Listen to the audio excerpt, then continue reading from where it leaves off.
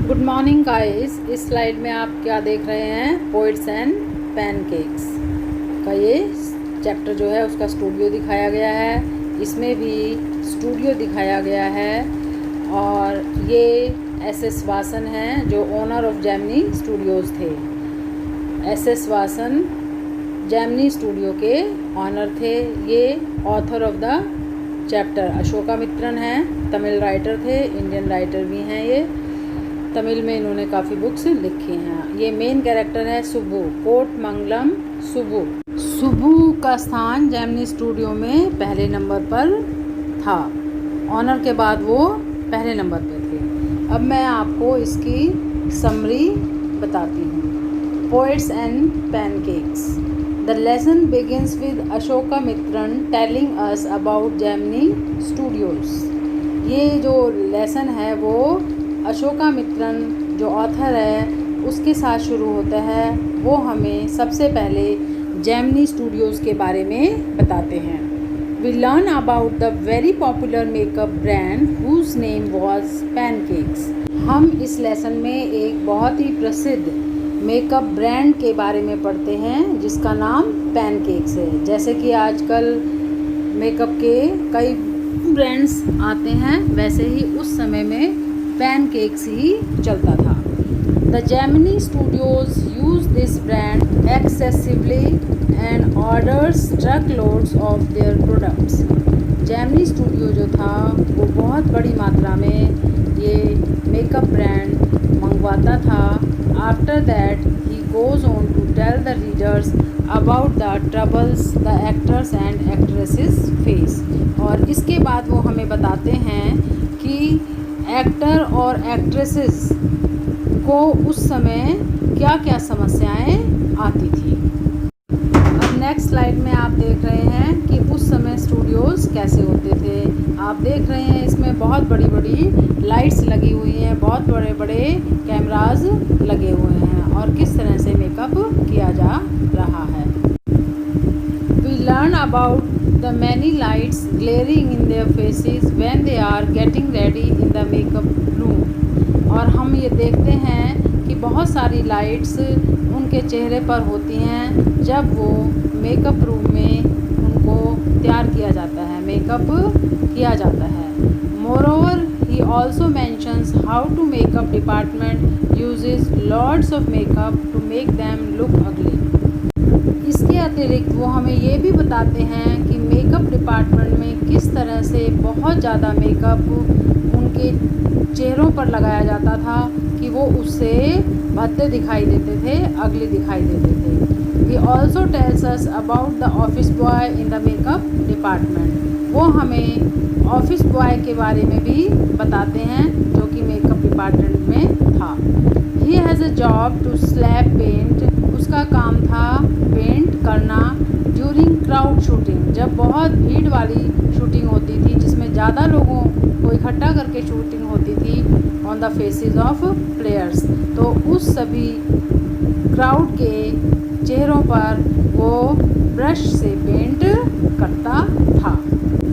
अब इस next slides में आप लाइट्स देख रहे हैं। इतनी ज़्यादा लाइट्स उस स्टूडियो में लगाई जाती थी जिससे कि जो प्लेयर्स होते थे वो बहुत ज़्यादा परेशान होते थे उस लाइट की गर्मी से। इस स्लाइड में आप देख रहे हैं ऑफिस बॉय को जिसके के हाथ में ब्रश है जिसके द्वारा वो मेकअप करता था। बहुत सारे लोगों का जब करना होता था तो वो इस ब्रश से उनके पेंट मार देता था। अब नेक्स्ट मैं आपको ऑथर के बारे में बताऊंगी, अशोकामित्रन के बारे में। Further we learn that the author is a poet who joins the studio to become an actor, screenwriter, director और lyricist। आगे हम पढ़ते हैं कि जो ऑथर हैं वो स्वयं एक पोएट थे और उन्होंने ये स्टूडियो इसलिए ज्वाइन किया था ताकि वो कोई एक्टर बन सकें, कोई स्क्रीन राइटर बन सके या डायरेक्टर या लिरिस्ट बन सकें, इसलिए वो इस स्टूडियो में आए थे। He has a cubicle to work where he has to collect newspaper cuttings। उनको उस ऑफिस में एक छोटा स्थान दिया गया था जहाँ पर बैठकर वो न्यूज़पेपर की कटिंग्स एकत्रित करते थे। The office boy always came in with his complaints to the author. जो ऑफिस बॉय उस स्टूडियो में लगा हुआ था वो हमेशा अपनी कंप्लेंट्स ऑथर के पास ही लेकर आता था। The author thinks that Subbu is the one who troubles him. As Subbu is a Brahmin, the author thinks he has an upper hand. Author ये सोचते थे कि सुब्बू ही वो व्यक्ति है जिनसे उसको परेशानी है। क्योंकि सुब्बू एक ब्राह्मण थे तो वो ये समझते थे कि इसीलिए उनको सबसे ऊपर रखा जाता है। अब इस स्लाइड में आप कोट मंगलम सुब्बू की पिक देख रहे हैं। सुब्बू इस लेसन के मेन कैरेक्टर हैं। उनका ऑनर के बाद जेमिनी स्टूडियो में पहले नंबर पे स्थान था। We see that Subbu is a resourceful man with a loyalty that sets him apart. Subbu is the perfect one for films and filmmaking. Is impossible without him. अब इसमें हम ये देखते हैं कि सिब्बू एक बहुत ही प्रभावशाली व्यक्ति था और वो अपने मालिक के प्रति बहुत ही वफादार था। उनसे वो अलग बिल्कुल नहीं था। Subbu is the perfect one for films. Subbu film के लिए बहुत ही परफेक्ट था एंड फिल्म मेकिंग, फिल्म बनाने के लिए परफेक्ट था। Is impossible without him, film उसके बिना बनाना असंभव था। एवरीवन लव्स सुब्बू, हर व्यक्ति सुब्बू को प्यार करता था। For being friendly and hospitable, क्यों प्यार करता था? क्योंकि वो सबके साथ मित्रता से रहता था और सभी के काम आता था। Along with many others Subbu also does poetry, और सभी के साथ वो बहुत ही अच्छी तरह से रहता था। सुब्बू कविता भी लिखता था। He works for the story department, वो स्टोरी डिपार्टमेंट के लिए काम करता था। दैट हैज़ अ लॉयर, और उस स्टोरी डिपार्टमेंट में एक लॉयर भी था। However people considered him to be the exact opposite of a legal consultant, लेकिन लोग उसको वकील से बिल्कुल विपरीत मानते थे। Moreover he is a logical man with a neutral mindset in a group where there are only dreamers. इसके अतिरिक्त वो एक तर्कपूर्ण व्यक्ति था और उसका माइंड केवल उन लोगों से मिलता था जो सपने लेते थे। वो वहाँ पर एक सपना लेकर आया था।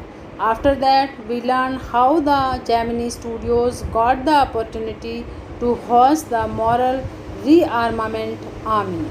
उसके बाद हम पढ़ते हैं कि किस तरह से जेमिनी स्टूडियो को ये अवसर प्राप्त हुआ कि वहाँ पर मॉरल रीआर्मामेंट आर्मी के परफॉर्मर्स को परफॉर्म करने का मौका दिया जाए। While they did not have very complex plots or messages, their sets and costumes were almost perfect. यद्यपि उनकी कहानी कोई ज़्यादा अच्छी नहीं थी, लेकिन उनके जो कपड़े थे और जो उनके सेट्स थे वो बहुत ही परफेक्ट थे। इस स्लाइड में आप एस.एस. वासन को देख रहे हैं जो कि जेमिनी स्टूडियो के पायनियर थे, फाउंडर थे। मॉरल रीआर्मामेंट आर्मी ने इस तरह के सेट्स बनाए थे। साउथ के लोगों को उनकी ड्रेसेस और ये सेट्स बहुत ही पसंद आए थे। जेमिनी स्टूडियो के पास इस तरह का ही एक बड़ा रूम था जिसमें उनका ऑफिस का काम चलता था। उसी में पार्टीशन करके काम करते थे। Further, another guest, Stephen Spender, makes a visit to Gemini Studios. However, turns out he is not that famous and many people have not even heard of him. इसके बाद स्टीफन स्पेंडर उस company में आए थे। हालांकि उनको बहुत सारे लोगों ने पसंद नहीं किया और उनका जो लेक्चर था वो बहुत सारे लोगों की समझ में भी नहीं आया और वो एंटी कम्युनिस्ट थे। पहले जो पार्टी आई थी वो कम्युनिस्ट पार्टी थी और ये एंटी कम्युनिस्ट थे और उनके लेक्चर को बहुत सारे लोगों ने सुना भी नहीं था। Moreover, owing to language barriers, many could not understand him. यहाँ तक कि भाषा की वजह से भी कुछ लोग तो समझ ही नहीं पाए थे कि उन्होंने क्या बोला है। Thus his visit remained a mystery. इसलिए उनका जो आगमन था वो एक रहस्य ही बना रह गया। Until after many years, the author saw Stephen's name in a book and recognized him from his visit to the studio. काफ़ी सालों के बाद जब ऑथर ने स्टीफन का नाम एक किताब में पढ़ा और उस किताब के माध्यम से उन्होंने जाना कि वो वही व्यक्ति थे जो हमारे स्टूडियो में आए थे। इस तरह से स्टीफन स्पेंडर का आना लोगों के लिए एक रहस्य ही बनकर रह गया था कि वो इंग्लैंड से यहाँ क्यों आए थे। अब इसका conclusion. To sum up Poets and Pancakes summary, we learn about the film industry in detail. Brief में कहें तो Poets and Pancakes से हमें ये पता लगता है कि फ़िल्म इंडस्ट्री में कैसे कैसे क्या होता है। फिल्म इंडस्ट्री का पूरा विवरण हमें इसमें देखने को मिलता है एंड द इनसाइड फंक्शनिंग और अंदर कैसे कैसे काम किया जाता है as well as when independent India was in its infancy और उस समय में जब आज़ाद भारत में ये काम नया नया शुरू हुआ था तब लोगों को इस इंडस्ट्री में काम करने के लिए किन किन तकलीफ़ों का सामना करना पड़ा और किस किस तरह से डायरेक्टर को काम करने में परेशानी आई वो सब हम इसमें पढ़ते हैं। और इस कहानी में आपने पोएट्स एंड पैनकेक्स में किस तरह से एक्टर और एक्ट्रेसेस काम करते हैं ये जाना और कोटमंगलम सुब्बू के बारे में जाना, इसके राइटर अशोकामित्रन के बारे में जाना और जेमिनी स्टूडियो के एस वासन फिल्म डायरेक्टर और जेमिनी स्टूडियो के ऑनर के बारे में जाना। इसके साथ ही हम ये वीडियो फिनिश करते हैं। इसकी समरी कर लीजिएगा। थैंक्स। फिर नेक्स्ट वीडियो में मिलेंगे।